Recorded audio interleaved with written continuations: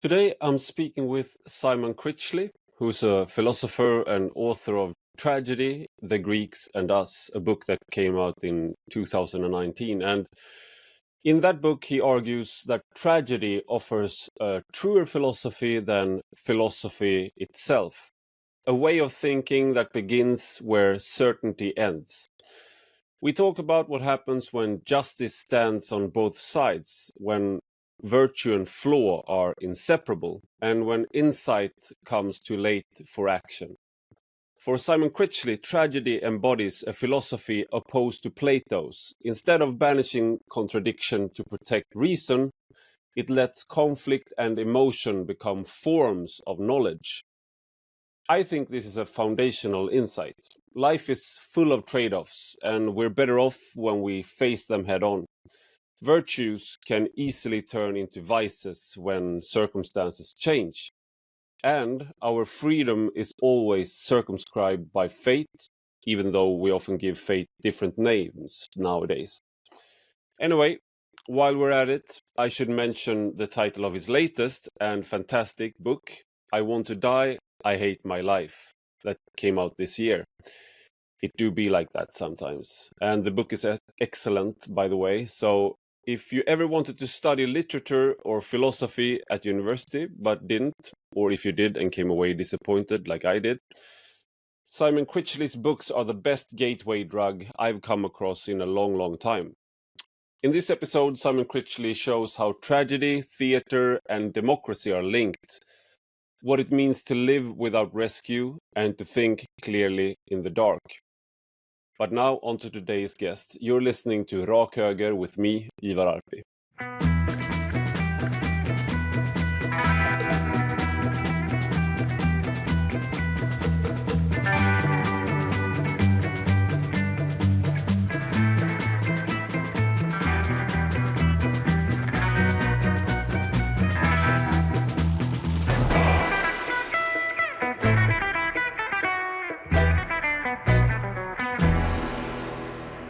Welcome, Simon Critchley, to Rak Höger. Thank you very much, Ivar. We scheduled to do this podcast before, but one of my daughters fell and broke her front teeth, so I had to rush to the hospital. And as I said before we started recording, she hasn't learned anything. She keeps bumping the hurt teeth, so. But I can't really be angry at her because she has my genes, so the learning curve is very flat when it comes to life. And but speaking of tragedy, I came across your book Tragedy, the Greeks and Us a while ago, and it really struck a nerve, or how do you say, it really felt like reading something that's sometimes you feel like, oh, I've already thought this, but it's in actuality it's like somebody is actually thinking something that you just had the tip of the iceberg, and somebody's talking about the whole iceberg and really describing it in detail. And that was a little bit my feeling when I read your book, because well, that's great. I think I've had the vanilla version of tragedy. So today we're going to try to get a little bit more serious, I think, right. Because I read philosophy at the university at pretty low level, but then you come across sort of the versions of tragedy. But I just wanted to begin to ask you, because why is somebody on a podcast speaking about Greek tragedy 2,400 odd years or something after they were... what is it about tragedy, especially Greek tragedy perhaps, and Shakespearean tragedy, that keeps us engaged and we keep going back to it? It's legible to us, it's legible to how we think about things and what we feel, maybe more importantly, what we feel, in a way in which, say the Epic of Gilgamesh, which is older and for some people more important, but it doesn't speak to us in the same way. You can read the Epic of Gilgamesh and you can know it, be entertained by it, but it doesn't kind of burn into the core of who you are. And maybe that's even true of Homer. I mean, I've read Homer and very interesting, but it doesn't really kind of excoriate me. It doesn't really hit me in that deep way. And the Greek tragedies do, and Shakespearean tragedy does. And why is that? It's hard to say. It's as if something was stumbled upon in the form of drama that, in a way, hasn't changed very much. If these plays didn't speak to us, they weren't legible to us, then they'd be interesting historical artifacts, but they wouldn't be, of deep kind of existential importance. So that's what I'd say. And why do they speak to us? Well, that's a really difficult question to answer, because all we have are kind of we have the greatest hits, and we have a library mistake. So the greatest hits was some kind of compilation of the plays of Aeschylus and Sophocles that were the most popular. So it was a kind of a club mix, like a Christmas club mix of Greek tragedy. And here are the hits. Yeah. And those are the ones that we have by Aeschylus and Sophocles, and a couple of the plays by Euripides, like Medea. And the rest are just somehow a number of plays turned up that were categorized under the names, Iota and Kappa and Mu and Nu, and we have those too. So we have this 31 plays, 16 of which are by Euripides. So Euripides is kind of the most represented of the three Greek ancient tragedians, and the one that, for me, in many ways, is the most disturbing and the most powerful. When you sort of like you have to defamiliarize yourself a little bit when you read about these tragedies, or you read them, because you feel so. I mean, I've just read Percy Jackson and the Olympians to my kids, and I mean, it's a nice, entertaining way to sort of enter the Greek mythos and mythology, but it also sort of makes you feel like you have the world under control. You know these gods, and you know these characters, like.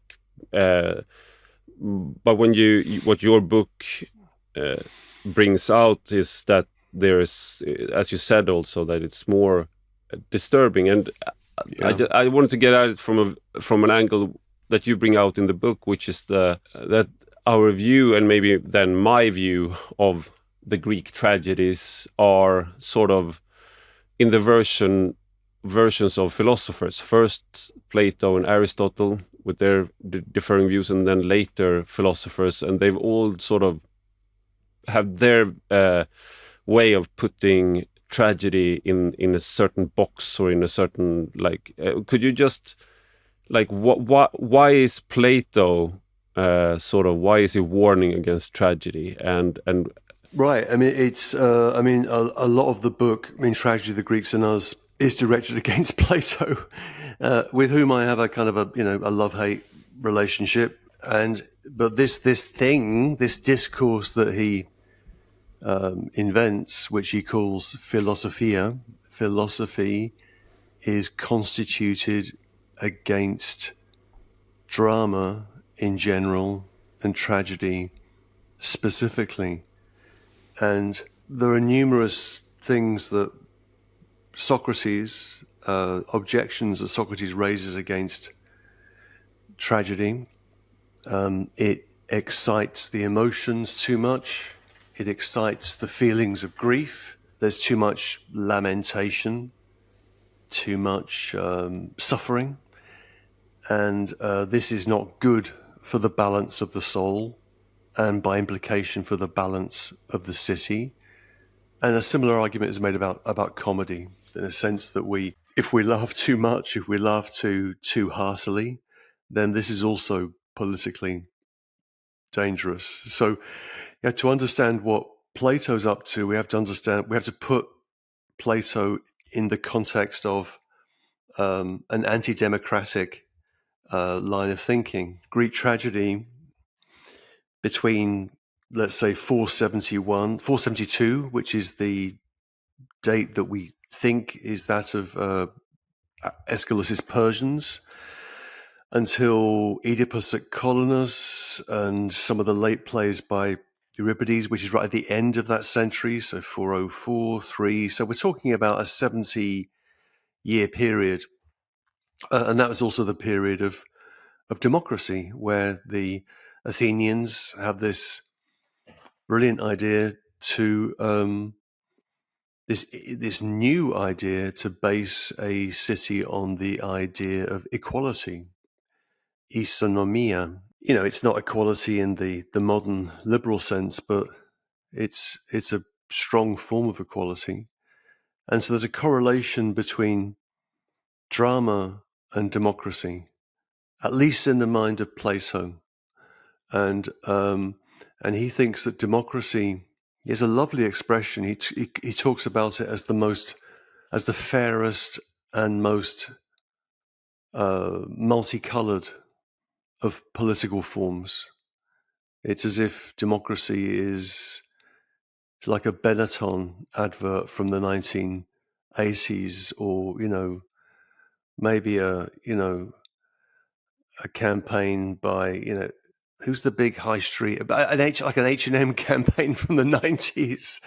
It's a kind of and here all these people. It's this many-colored wonderful thing, all wearing these clothes, and it's and it looks great. But what it does is it allows this character to appear who's called the tyrant, and the tyrant wins over the public because he offers to give the public what they want. So the tyrant is a populist, gets elected democratically, and then proceeds to destroy the institutions of democracy and institute a tyranny. So for Plato, democracy leads to tyranny, and tragedy is the kind of the apologia. It's the art form which kind of encourages tyranny. It allows the tyrant it allows those feelings to find voice. So extreme feelings, the prospect of tyranny, and Plato's argument is that has to be shut down, and that has to be literally shut down. The poets and the tragedians will be asked to leave the city, and the beautiful city that's run by philosophers. We can come back to that, and all that we can accept in the legitimate city, in the just polis, the just city, are hymns of praise to the great men and songs in praise of the gods, more or less. And the strange thing about saying those words, while sitting here in New York, is that this is kind of exactly what's been happening over the last, in different ways, on the left and on the right, in the last years, and so there's a whole issue there about the way democracy leads to tyranny. So maybe Plato was right to be so suspicious.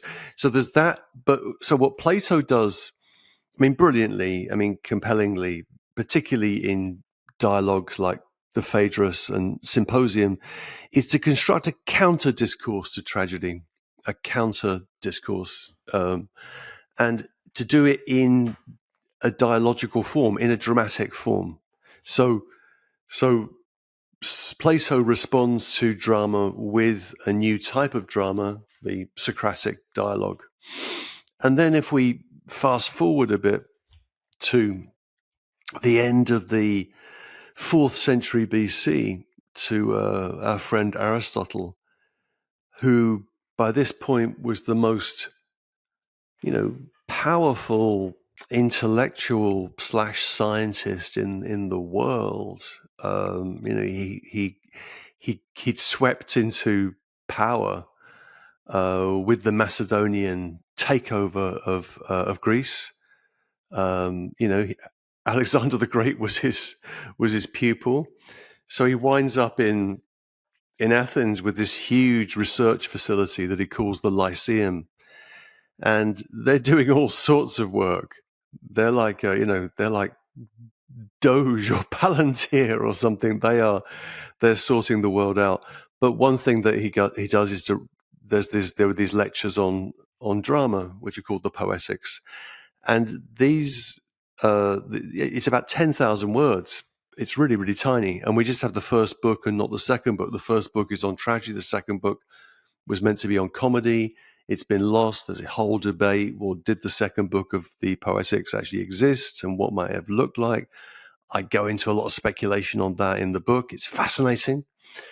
But Aristotle, it's fair to say, on the one hand, reads a lot of plays. On the other hand, he domesticates tragedy. He makes it safe for us, and it's really through Aristotle's spectacles that we've seen tragedy. Because then you go into the later philosophers, and you have maybe the most famous two modern readers or listeners here is the Nietzsche's book, The Birth of Tragedy, which is a classic. And then you sort of have the tragedy of philosophy. You contrapose that to the philosophy of tragedy, and that they're not exactly the same. So you have the Aristotle, like the sanitized, domesticated version, and also how the later, especially the German philosophers, maybe wants to like put tragedy in a certain sort of box and maybe idealize it in other ways. So domesticate, but maybe like also make it sort of divine, almost semi-divine, and it's a shame we can't do stuff like that anymore. But you have another take on it, which I maybe you could go into. What is if you turn it around, what is the philosophy of tragedy, and how does it differ from these versions of tragedy that these philosophers have? So there's kind of I'm trying to read tragedies against philosophy, and tragedies against what we can call the philosophy of the tragic. And I give an abbreviated account of that in the Tragedy of the Greeks and Us book, because the longer version was cut out by my much missed and much loved editor Dan Frank. He said, "Look, you can't just have this long discussion of Schelling and Hegel. This really, this should be a book on the Greeks. So you've got to leave this stuff out." So that then came out in this book, I Want to Die, I Hate My Life, which is one of my favorites. Great title. Great title. I mean, I'm all about the great title. I love a great title. And so the philosophy of the tragic really is, there's a specific set of arguments which it would be kind of too tedious to go into in this context, but which they can read about if they wish. And it's really that after Kant, art, the domain of art, becomes that domain where the reconciliation of nature and freedom, of pure and practical reason, are going to be unified. Art becomes that domain.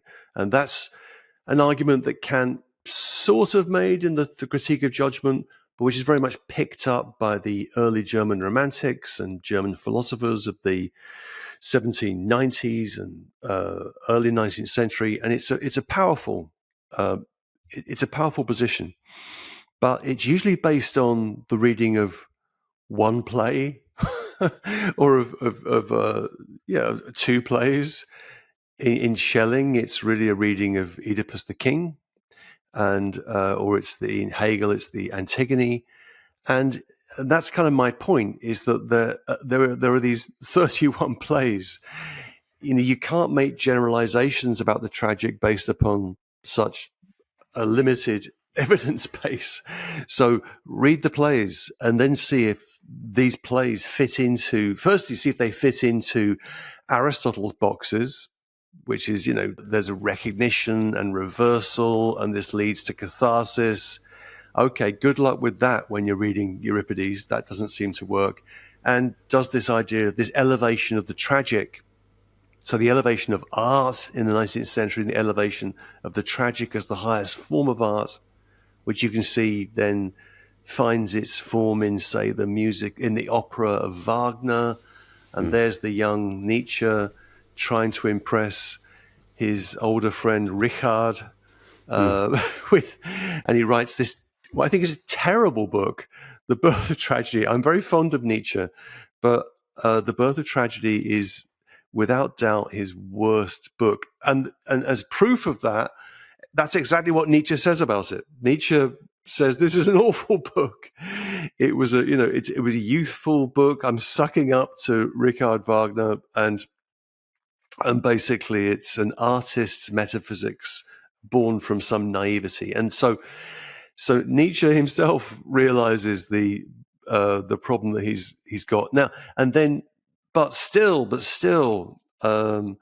this innovation of the Apollinian and the Dionysian that Nietzsche stumbles upon in order to explain tragedy just has legs. I mean, and I've tried this over the years. I haven't taught tragedy for actually many years, certainly since about 2017, and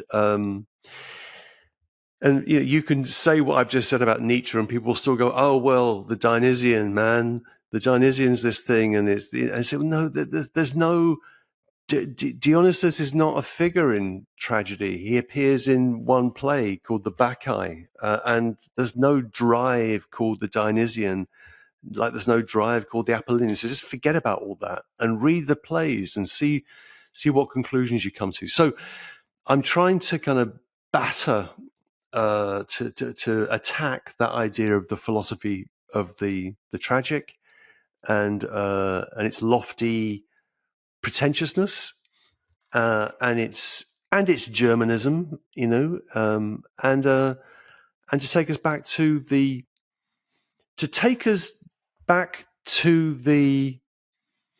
sheer turbulence and difficulty of the plays themselves, and how they speak to us. So to lose as much as possible all of those philosophical frames, and to go back to the plays. It's very hard to pinpoint exactly what I'm trying to say, but the chaos of the original plays is sort of alien to somebody who's trying to find the overarching principle or first principle or the truth. So you want to I understand why you want to just base it on one play or maybe two plays, because then you can cut out the chaos, and you can say oh, it's really about this. And another thing I find when I read your book, and so I realize that you put into words something that really annoys me, is when you try to deduce, you said the word catharsis, for example, and that's a word I've thrown it around a lot, and I realized when I read your book, I've been using this word a lot, but and then you realize I don't really know. Maybe I don't really know what I mean with it, by it, and what you want is a story should give you sort of a teachable moment, or okay, Yeah. so what do we learn about after we've watched or Nothing. like Nothing. what do we learn, and but It's like, what do we take yeah. with us then, so that we can bring Well, back from the yeah, mountain to the nothing. people, like yeah. I don't care. I mean, nothing really. Just, I mean, nothing. I mean, But really, it's a don't you think people get very provoked when you say good, that? good. I mean, screw them. I mean, Mm, it's no, the idea that we learn that this is about education, moral education, and we need these plays in order to become better people yeah. is ludicrous. There's no evidence for that historically, philologically, no evidence for that. That the audience to Greek tragedy was somehow these people that needed moral instruction Mm, from drama.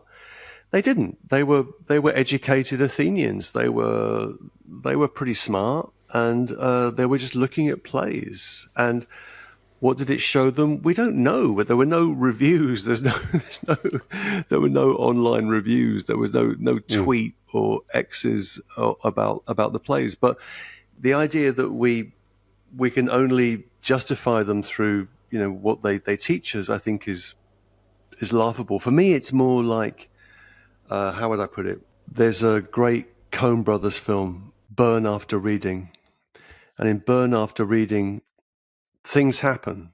It's you get Brad Pitt as a gym instructor, George Clooney as a CIA operative. Tilda. It's a great film. Things happen, and then at a certain point in the film, the FBI are observing what's happened in this case and who's died and why they've died. And the last scene of the film is two FBI guys, and they're sitting in the office. So what do we? So this happened, and this person died, and then that happened. What did we learn from this? And they said, well, got no idea, no idea what. And then the movie ends, and that's an extreme way of making the point that art is not moral tutorial.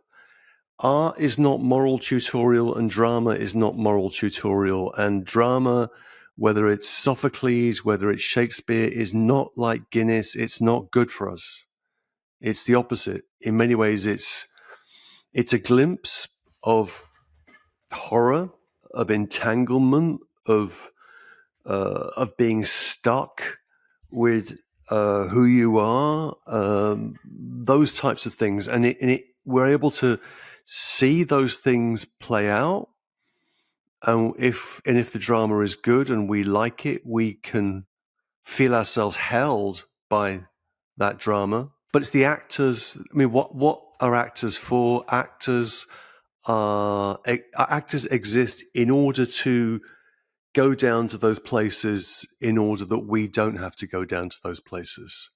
We can just watch and sit there in the light, as it was with the Greeks, or in the dark, as it's usually the case with us. And what do we take away from that? We take away from what we take. We take away from that what we take away. But the idea that there's some higher moral purpose here is ludicrous. And catharsis is fascinating because when I was starting to really think about this, I had the good fortune of teaching a class at a different university, which was full of these proper classicists, and I learned a lot. They knew a lot more than I did, and one of them just did a series of word searches on the use of catharsis in antiquity and in Aristotle in particular.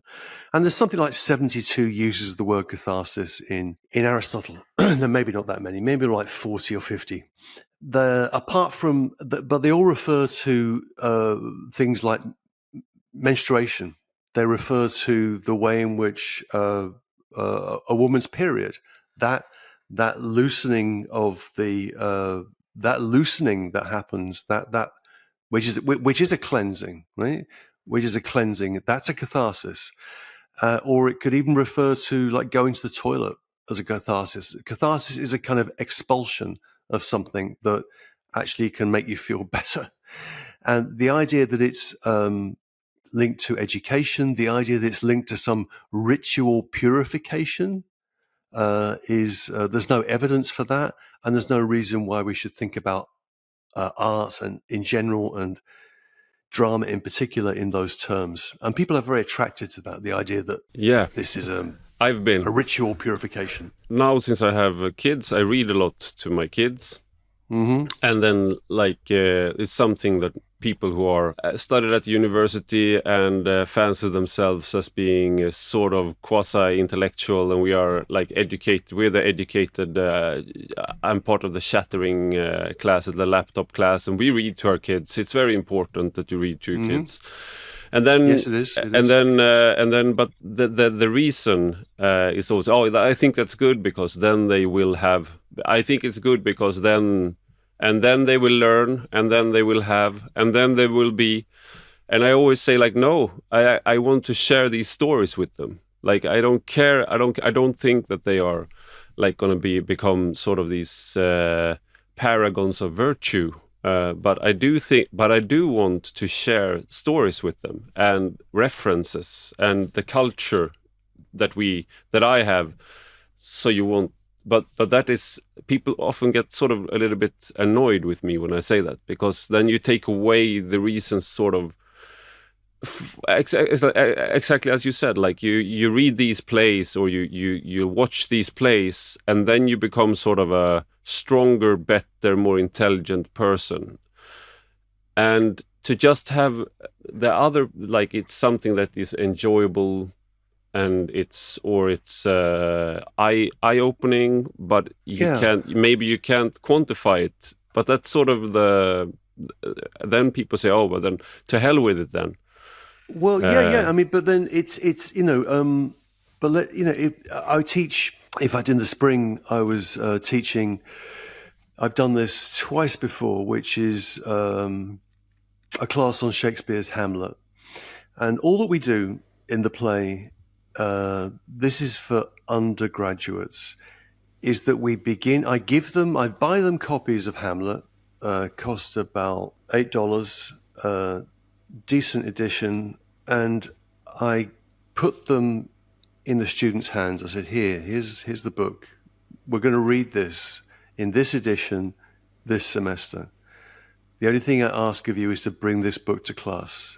And usually they do. They like being given something, and so I give them it, and it doesn't cost that much money.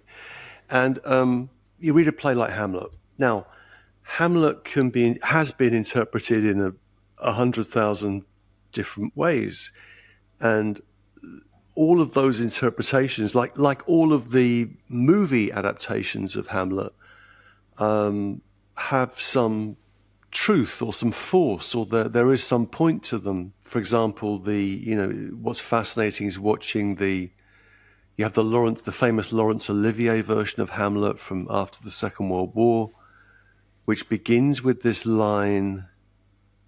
It begins with this line, which is not in the play. The line is, "This is a story of a man who could not make up his mind."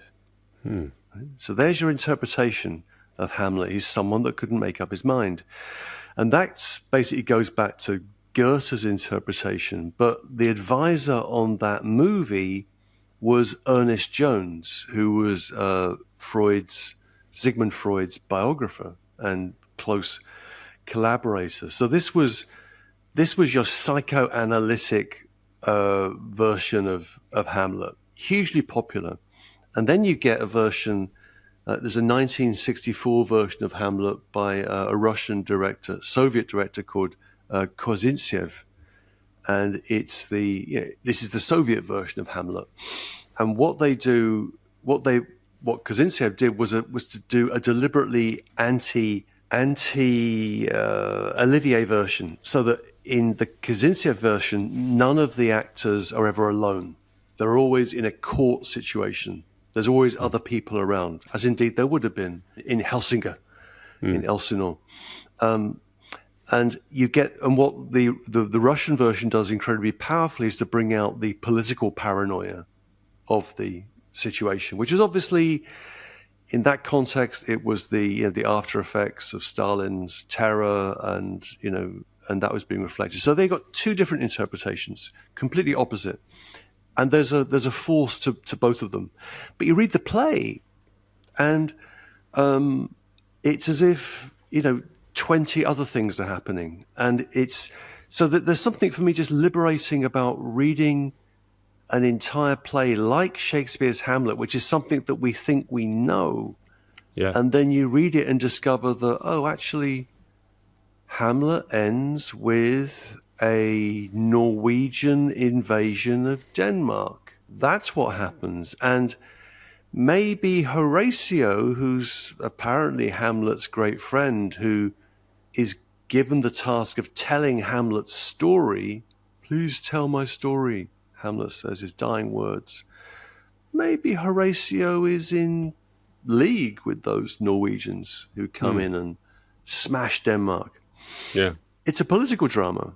And so there's something, I think, just incredibly liberating and powerful about that. And so, I mean, my view of tragedy is that tragedy is a tragedy of negativity and turbulence and confusion, if you like. And there's nothing redemptive, nothing cathartic about it. But when we are watching it, when we're reading it, we can imagine a kind of metamorphosis of ourselves. We can imagine we are, in a sense, somebody else, or maybe many other people in that drama, and there is a kind of freedom in that. There's something liberating in that for me. And I mean, there's also if you think about tragedy or tragedies, you there's often, or most of the time, there's the role of fate or prophecy, and you have Oedipus, who is prophesied to kill his father. A modern, like in our modern circumstances, it's a sort of, we have this almost, at least especially perhaps in the United States, but in the whole Western world, this cult of being the architects of our own destiny, like that we have a free will. It's very important that we have a free will. And then you hear all these talks, these prophecies, and about this fate, and it sort of seems alien to us, and also deterministic. But what you argue in the book is that it's perhaps these gods or divinities that you read about in these tragedies is maybe we could rephrase them in another way for like, what are they really talking about? And also what first seems maybe as it's only fate and deterministic, it's more than that. Yes. Could you go into like what that means? Yeah, let me give it a go. The usual way of thinking about fate is that fate is what we have no power over. Fate is in the background, and it will have its way. It's deterministic. It determines our actions. I take a different view, that fate is something that we bring down on ourselves through actions where we're acting, but we're also acted through by forces that constitute us. Best example of that, the simplest example of that, is Oedipus. Oedipus is told by the oracle that he's going to kill his father and copulate with his mother. And on the way back, on the road back from the oracle, going to, it's not clear where, he can't really go back to Corinth because he doesn't want to kill his father and mother, but he doesn't really know who they are. He's uncertain about who his father and mother are, and he's been told this prophecy. So he's wandering along the road, and along comes this older man, with in a chariot with, let's say, 4 guards, and then an example of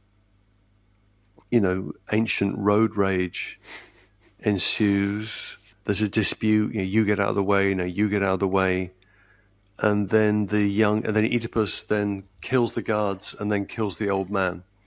Now, and it turns out that old man is his father. Given that he didn't know really who his father was, and he'd been told he was going to kill his father by the oracle, just a few hours before, you would imagine that he would exercise caution, abstain from killing someone maybe for a day or while. Two. Don't kill an older man for a while. Give it a week or two before you start killing. No, he kills that. So, and at that point, and what's interesting about that, and what I emphasize, is the way in which Oedipus raises the hand to strike, and he strikes at the guards, he strikes at his father, and what's involved in that raising of the hand to strike is the past acting through us, and in that action that we bring fate down, and we fulfill the prophecy that's been made about us. So fate is something that we conspire with in order to bring that down. And another, there are countless different ways of thinking about this, but it gets away from the idea that we're masters of our destiny. We are the outcomes of we're all the outcomes of prophecies and familial destinies, which play out in whichever way they play out. And in the I Want to Die, I Hate My Life book, I do that in relationship to Ibsen. So even good old 19th century Norwegians living in the west of Norway were having the same thing was happening to them. That the past was acting through them. So Mrs. Alving in Ghosts can feel the past, which is the past of her husband, her dead husband, acting through the son and leading to a catastrophic outcome.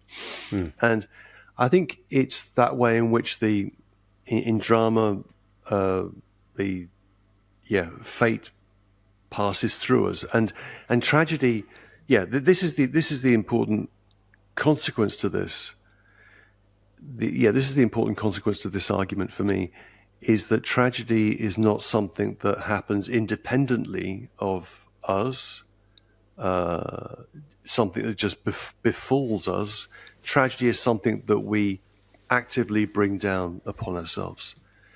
So when we say of an event, that was a tragedy, like there's a school shooting in Wisconsin, or another school shooting somewhere else, it's a tragedy. And our prayers and thoughts are with the victims of this awful tragedy.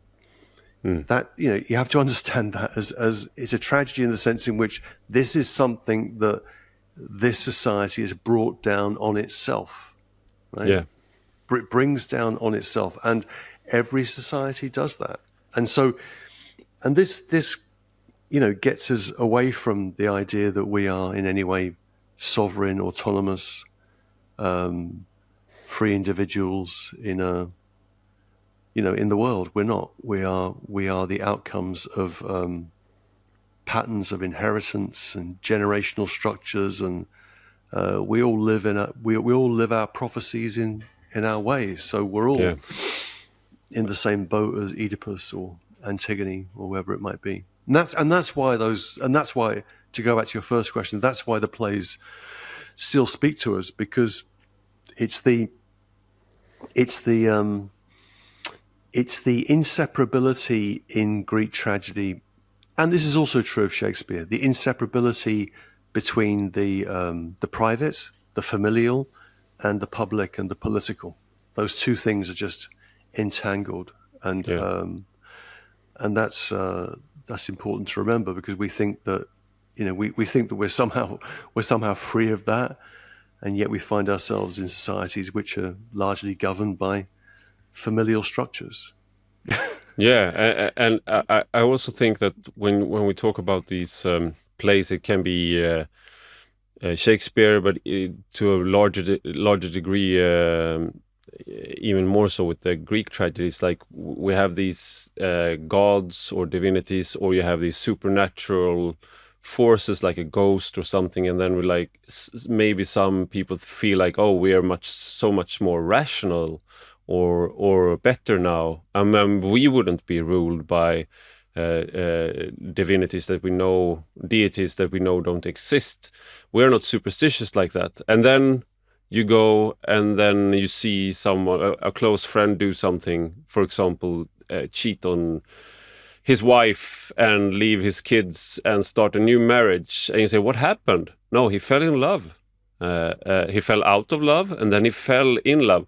What do you mean fell, and what do you mean love? I mean, exactly. And it's sort of, and we accept lots of those explanations, like, oh, that's super intelligible. But having somebody talk about Aphrodite or Ares, or maybe a ghost visiting them, for example, that's sort of inexplicable then. But maybe we're when I read these parts of your book, it felt like I felt more alien to myself, but closer to the ancients or his people living through history, and like you actually, it's felt like time travel a little bit, like oh maybe that's great. I mean, I'd like people to experience time travel. I'm looking for something which, of course, I can't find. It's the closest thing. And you also had like another like when we participate in our own tragedy or our own downfall. Just some of the, when you phrase it like that, some of your best characteristics, some things that is a virtue in one context, also like brings out the worst in you in another context. So if you take the sort of the classical hero's journey, or a hero, then if he's strong and he's strong enough, then he can overcome the threat, or he can sort of win, and then in the end everything is great, perhaps. But if you take the tragic heroes, they are not really heroes, because the things, the characteristics that make them kill the dragon, to be very stereotypical, it's also the thing that will perhaps bring in the tragedy, invite the tragedy into their own life. The tragic hero is a kind of pollution. The tragic hero is the problem. In the case of, say, Oedipus, he's tyrant because he solved the riddle of the Sphinx and saved the city, but he is the reason for the plague in the city, and the solution is to get rid of him. So that the hero is very often the problem in these plays. And on the gods, it's very interesting, because if we go back to Aristotle and to our German friends, they will be very skeptical. What the best tragedy is Oedipus the king, or maybe the Antigone, but usually Oedipus the king. Why? Because there's no divine intervention. It works just perfectly in terms of the characters on the stage, and we don't need any Deus ex machina. We don't need any gods appearing from the side of the stage and solving things. And so it's as if the way in which we rank tragedies is in terms of how little the gods have to do with them. And I think exactly the opposite. I think that the why I love Euripides so much is that Euripides will continually use the mechanism. I mean, the word in Greek is great. It's mechane, which really means like a mechanical crane that was somehow behind the stage, on which the gods would appear. I never realized that it was actually from the stage of like staging tragedies that Deus ex machina. That Yeah, actually it's an actual crane coming in with it's a crane with gods saying, and the gods will say, well, so there's, and it's comical in Euripides. You get a whole number of his plays, but a play like Orestes, and in many ways, the Trojan Women and a whole number of others. But let's just say with Orestes, you get a situation of drama which just reaches a kind of a deadlock, where everybody is at each other's throat. Everyone's going to be about to be killed. There's about to be war. It's a kind of a deadlock. It's like, Russia, Ukraine right now. And then the gods appear and they say, well, you're going to marry the woman who's, you've got the woman against whose throat you've got a knife. You're going to marry her. This other guy is going to become ruler. We'll divide up the kingdom in the following way, and then Helen will be transformed into a star, and she will guide mariners as they travel the seas. And you sort of think this is laughable, but that's the point. Euripides is showing the separation between the gods and us, and it's there's a wonderful. I'm going to just quote something because it's by this very good classicist called Mary Lefkowitz from her book Euripides and the Gods. And she says, she adapts the final lines of the Medea, Euripides' Medea, to make a point. So this is kind of partly Mary Lefkowitz and partly Euripides. Many are the forms of divinity. The gods bring many things to pass unexpectedly, and what people think will happen does not come to pass. But the gods find a means to bring about what we do not imagine. That is the outcome of action. The gods find a means to bring about what we do not imagine. That's the outcome of action. So something about the obvious implausibility of the Deus ex machina, that the tragedy cannot resolve itself. It needs this, and I see that mechanism as a kind of, it's like when Brecht was talking about the alienation effect, the Entfremdungseffect, that at that point when the gods appear, in a sense, the house lights go up and the audience see what they've been looking at, and they're called to attention to themselves, and it's a sobering moment.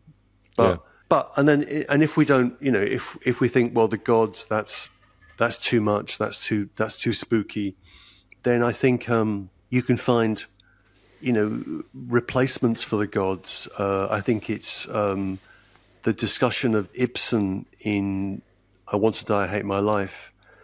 I talk about in John Gabriel Bjorkman, his vision of his vision of trade, his vision of this world of trade and shipping and capital as a kind of godlike force, or power or money or whatever it might be. So we have our gods, is kind of my point. We do, and we have.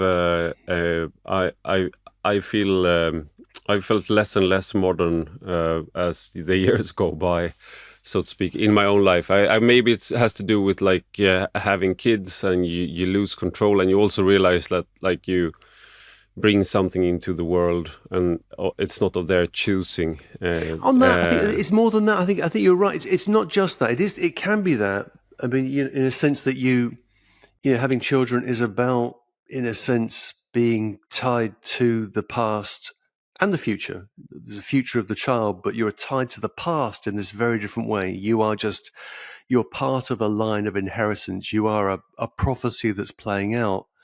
But I think more powerfully, and this is one of the responses I got to the book years ago, was we are ancients. We are old. We've been sort of beaten over the head with the dogma of modernity for, I don't know, the last century, or in Sweden since the 1920s, 30s, the heavy industrialization, and this is what we're going to do, and on we go. I think we could And go back even further. I think it's Luther's and the well, Luther Reformation. too, I yeah, think Luther. the Entzauberung, the beginning of the, like, bring out all the superstitions, and then, like, oh, we sort of got rid of a lot of other stuff as well. It's sort of the whole God thing, and then people feel like alienated. Oh, but that's a whole different. That's a much bigger. No, it's a good discussion. one though. I mean, Luther is the gateway drug. Luther Yeah. is the Protestant Reformation is the gateway drug to where we are now, no doubt about that. And Luther is for me, the most important figure in modern European history, without doubt. Although, you know, maybe Calvin was more influential, but certainly in the Nordic countries, Luther, and I think in the US more Calvin. But that you know, that dismantling of institutional authority, the Catholic Church, and the dismantling of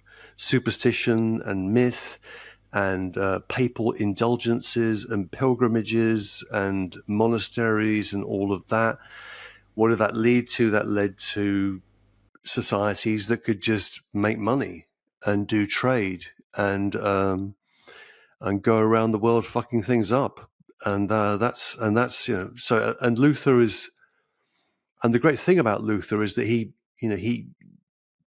knows, you know, he understands the Pandora's box that he's opened, and which is, I think we're in a very Lutheran moment. You know, this is a point that I think other people have made, that, I mean, Luther does this, but how Luther does this is through a revolution in media, right? Through print and the dissemination of pamphlets. So Luther constantly scribbling these pamphlets in 1518, and off they went. And this was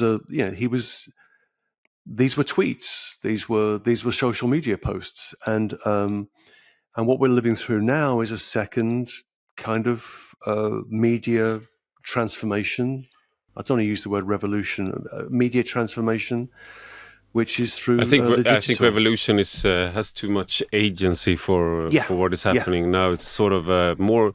I also think that I've read a lot of about the Nordic mythology, and there are similarities, of course, to some of the old sagas and their outlook on life. There are similarities to the ancient Greeks. I mean, I shouldn't push it too far and become a German philosopher myself to see, put them in the same box. And this is the way to view them all. Yeah. But there's been like a tendency when you view the Greek mythology and then the old Norse mythology, is to sort of have this hierarchy, like, okay, so Zeus is the highest, he's up on highest, and Odin is highest, and then you have this hierarchy and you have these temples, and they are in relation. If you have Zeus, he has 100 in power level. Right. And Ares, he has 75, but Hephaestus is only on 49, actually. So if they meet in single combat, he needs to have help from.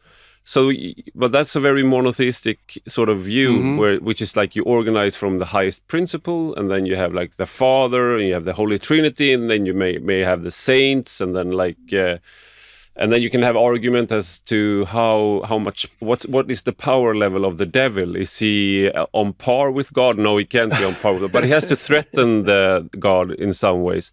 But then you actually look at how people in the Nordic countries how they actually worshipped, and these gods, they overlap with their powers, and so you have the god of war, but you actually have many gods of war, and in the Greek mythology you have many gods of wisdom. And the chaos that brings out is, I think, and also if you combine that with your book and how to view that, is something we haven't touched so much on is like sometimes there are two right things, there are two opposing sides, and it's not that like you have the devil and you have God. It's more like maybe you have two gods, and they are both right, and those gods can be stand-ins then perhaps for things within you, or values that you cherish, or goals that you or your group or your city or you want to accomplish. And the only thing you know when you see this is that you will fail, but how you choose to fail, that Yeah. might you have some. I'm not sure if I'm making sense here, but like No, you are. You yeah. are. No, it's for me. This is the tragedy is the experience of moral ambiguity. It's not that there is in tragedy there are always two things that are right, and those two claims are being contested, and that the drama is the contestation of those two claims. So, and often that will turn around the same word that in Aeschylus's Oresteia, that word is justice, dike. And does justice mean that that a husband can be killed by his wife if that husband had murdered their daughter? Is that just? Or is it just for the son to avenge the murder of his father and to kill his mother? What is just in those cases? And they're both claims to justice. And justice in the dramas is divided. Same thing in the Antigone. It all turns around one word in Greek, which is nomos, which is of law or custom, or let's say a folk way. And is Antigone right in saying that in all circumstances one must bury the dead, and so she insists on burying her brother Polynices, although it leads to her own death by being walled up in a cave? Or is Creon right in saying that traitors to the city should not be buried with honor? It's a conflict around the meaning of one term. So this is where the ancients are ahead of us. That tragedy is the form of articulation of moral ambiguity, and if there's something that we cannot tolerate, it's moral ambiguity. We just want things to be clear. Is this a good person or a bad person? Is this a good thing to do or a bad thing to do? And in all the plays, it's both at once. The comparison with Nordic myth is fascinating. I was just looking for a book that I read a couple of years ago, which really I learned a lot from, called Children of Ash and Elm by Neil Price. Neil Price, he's Brit, but he's also the pride of Sweden because he works here at Uppsala University, and Right, it's a great book, extraordinary book, and then it does what your book for me and for many others like brings out. You said both the German and the English word for it, so I'll say the Swedish word, förfrämliga. Like you sort of gets more strange, but it also brings you closer to the Greek works of tragedy. I think he does something a little bit similar to the like Nordic sagas and mythology, because you grow up with it, you know all the stories, but then you read his book and it's like, oh, this is much more strange than I remember, and more interesting as well. Yeah, and in particular, what was happening with with death practices, burial practices, particularly with the Swedish Vikings down in the the Knipa and down into what is now Ukraine and beyond. And I mean, it's so strange and brutal and violent and horrifying to us. And then those very same people become Christianized? What's involved in that? What kind of power grab is that? It's some kind of power grab. A shift from sea to land, all sorts of things like that. So there's but we're not. I guess the wider point I want to make is that we people like to divide history up into periods. Antiquity, late antiquity, dark ages, and so on and so forth. And then we can position ourselves at the end of that as moderns, or whatever term we like to use, contemporaries, and that's just wrong. We inherit all of that stuff. All that stuff is active and actually sort of psychoactive inside us, and we ignore that at our peril. If we think we're through with that, then we'll be destroyed by it, which is arguably, one way of thinking about what's happening in say the European Union at the moment. I think it's for me, having left Britain 22 years ago, and I come back a lot, but the European context that I knew, and the Swedish context indeed that I knew, seems totally unrecognizable to me. What's going on now from that, and is that because we failed to understand where we were, that we were so self-assured, so confident of what we'd achieved and what we'd done, and what was settled moral belief and political practice, and then we find that all of that upended and transformed, and we don't really have a way of responding to that. And, I think you describe sort of a maybe that's the middle part of a future lost tragedy. Like maybe you partake even when you're at your best. You feel like the most assured that you are in the right. You're maybe you're killing your father, so to speak. Exactly. And it's hard to know. It's hard to know.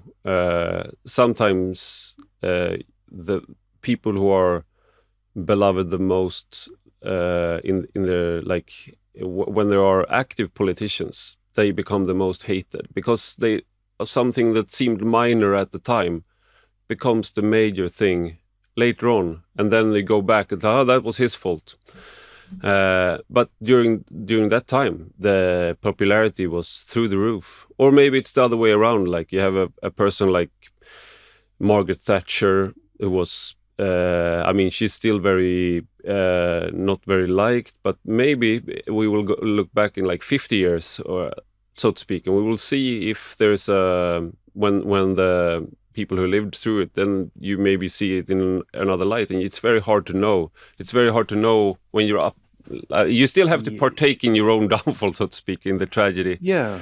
And live through the moment. How would you see that in the Swedish context? Because I remember, the first, my first Swedish friends, I was studying in France and doing this French language class. I got money from the British government to begin a PhD, so I decided to flee to France and live there. I eventually came back, but I was taking the money and running.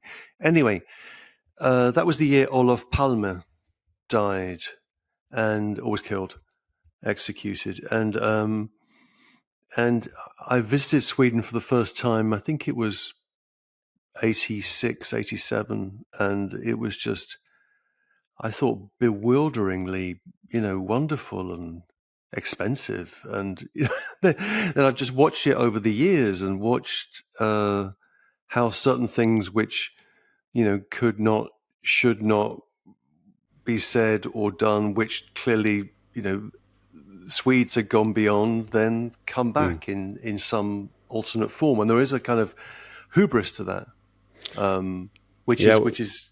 Yeah, I mean, I'm asking you a question now. Yeah, I think if you live in a country and you partake in politics, you are. I think you if you're going to do it, you have to accept that you might be, even though you when you feel you're on the right side of history. For me, that's like saying you have God on your side, and the only thing you know is that you have no idea which side God is on, and you have no idea how history will be written. It might be that you are, the sketch from Mitchell and Webb, where they are not Nazis in the, and like why did they put skulls on the caps? Like the Brits they didn't get to design our uniforms.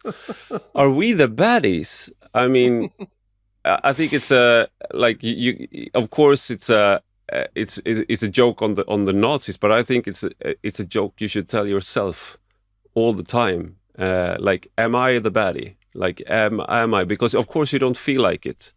And actually, I think one of the things that you bring out in the book is like the first preserved tragedy is one of the strangest things when you look at it again. It's the Persians, because it's 10 years after the Battle of Salamis, or even 8 years. And so, as you say in the book, it's like it's a play being performed by and for veterans of one of the most consequential battles in arguably at least Western Europe's history, or European history, world history.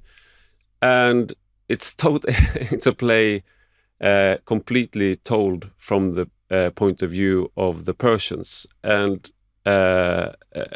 having the news of the Battle of Salamis reaches the court, and then Xerxes returns home, the generals return home, the ghost of Darius, and I was just thinking when I was reading that, like, how would this be possible?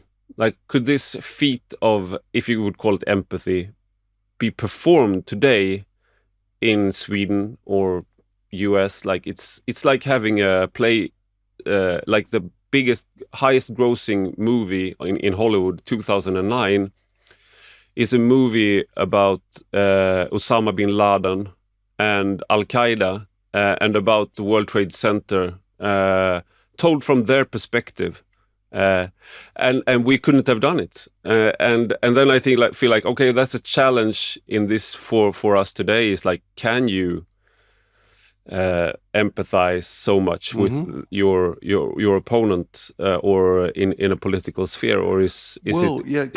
It's very interesting stuff. I mean, I when I first got to New York in about 2004, the movie that everybody was watching was called The Fog of War.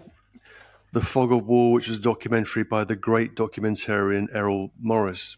And The Fog of War is a study of McNamara, who, for people on the left, was was Satan himself, because he administered the policy in Vietnam. And McNamara says the first rule of war is sympathy with the enemy. First rule of war is sympathy with the enemy, and that stuck with me, because that's right.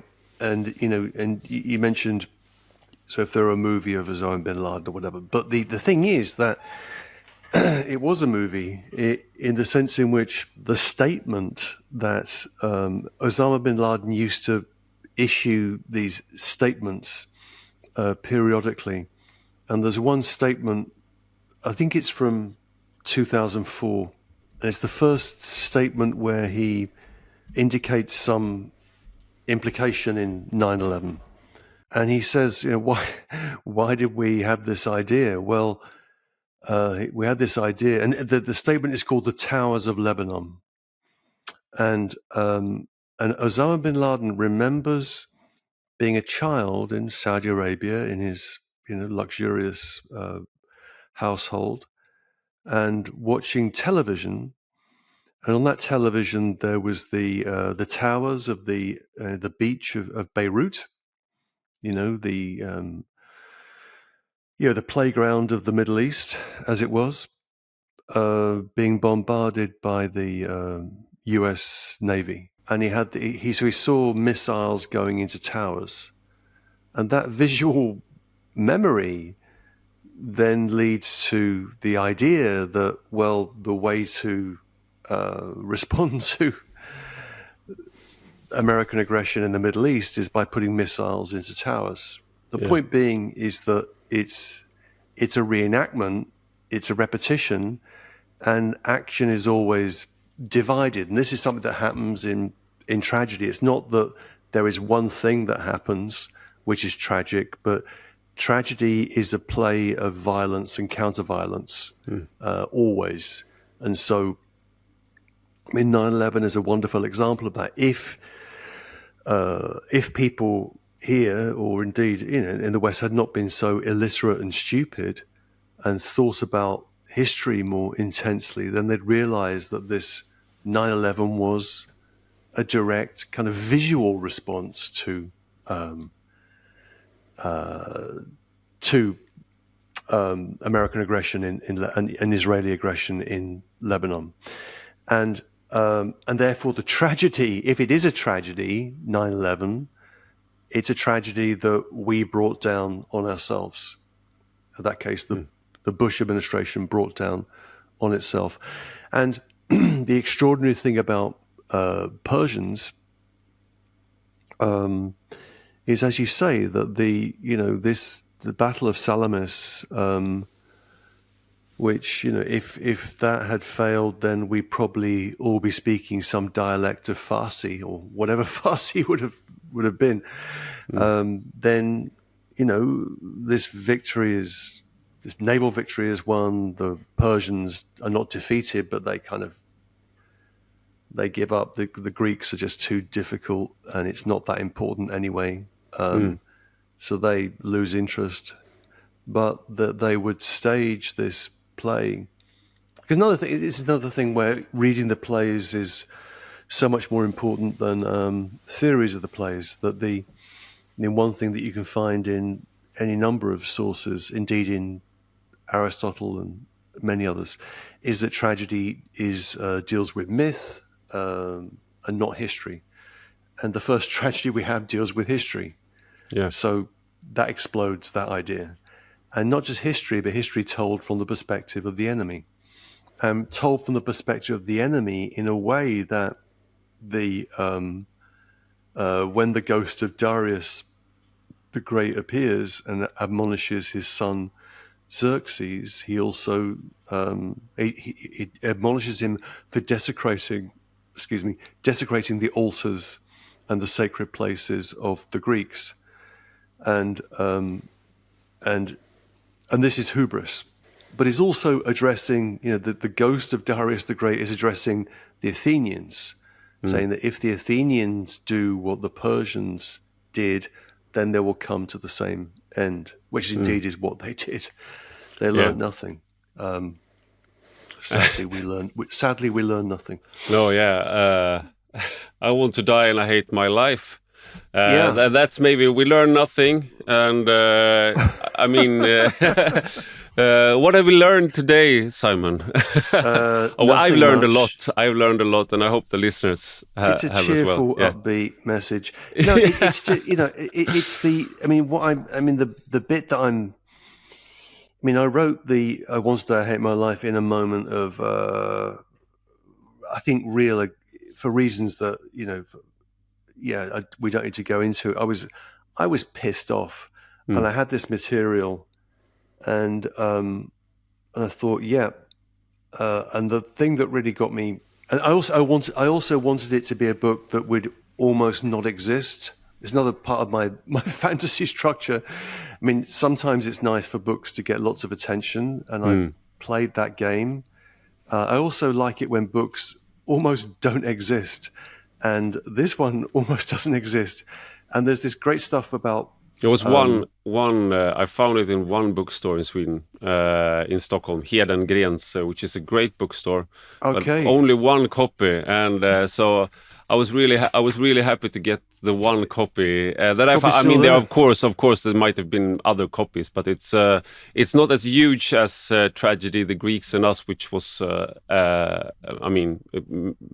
been in many podcasts, and I think it sold a lot. Well, I mean, but it was deliberate. It was deliberate, and in the way in which what I really became increasingly frustrated is an understatement with was the idea that everything that one does as a human being and as someone that works in a university or does various things, everything that one does has to be accountable in moral and political terms.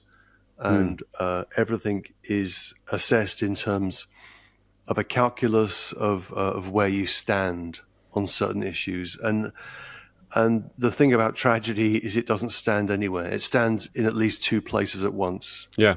So I think the way in which we understand politics in terms of taking a stand, taking a position, is a fundamental misunderstanding of history and a fundamental misunderstanding of what we should be doing at this point, that we should be looking at least at two positions at the same time and maybe delaying from making any kind of universalistic moral and political statement, but just sit back and this for me is ultimately, I guess, why history is more important than philosophy. I mean, philosophy is, it's my day job, and I'm happy to teach it. I'm very lucky to teach it. But for me, it's history that really is the key thing. And the closer one looks at any situation, the more sides it has, and the more complex it becomes.